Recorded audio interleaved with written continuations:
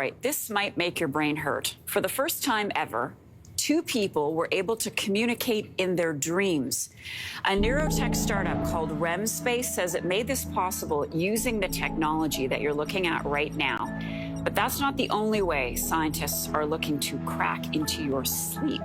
Joining me now with a closer look at the future of sleep on Sleep Day, coincidentally, or maybe not, is Futurist Nikolas Badminton. Nikolas, good morning to you. This is so interesting and also a bit weird. How does this two-way communication in the dream state work? I mean, so they've got some technology, and these two people are asleep, and it's in a laboratory environment, and they're connected up through wires and whatever. And what they do is they suggest a simple message to one of them, and that actually transfers to the other person that then actually has a dream with that message in it. Okay. Yeah. Yeah. You left me speechless. So while this research has yet to be peer-reviewed, we need to say that, there have been some other studies that scientists were able to look at the way we influence our dreams. That's right.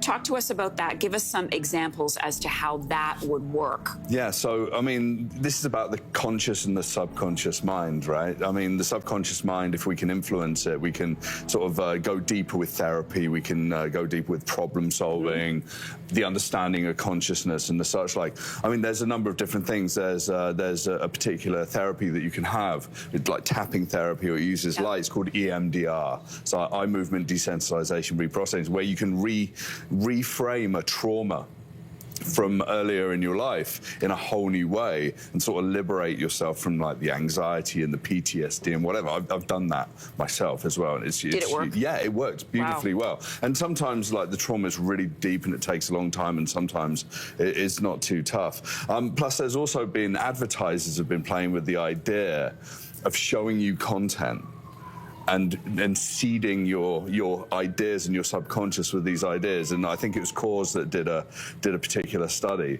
You know, are you going to sort of wake up like feeling thirsty for a beer? For a beer, and you want a Coors. Or certainly with like Coors as a positive brand image in your mind. I mean, people are playing with these ideas right now. Well, Coors put money into it. Yeah. Into doing this research. Yeah, for sure. And it's interesting. I mean, we process about 40 bits of information per second consciously, but 40 million bits of information per second subconsciously.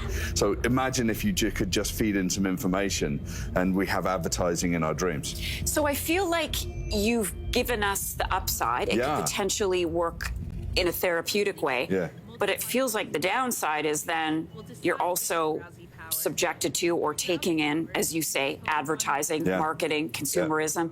Is that a good thing?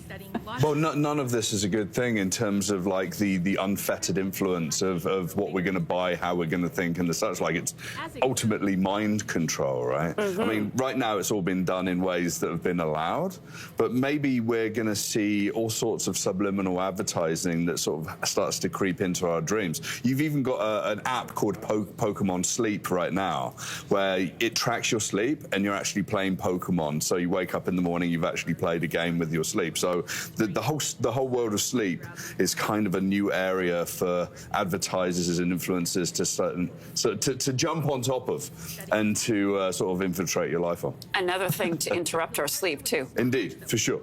We need a break. We do. Nikolas, really glad we could talk about this morning. Nikolas Badminton. All right.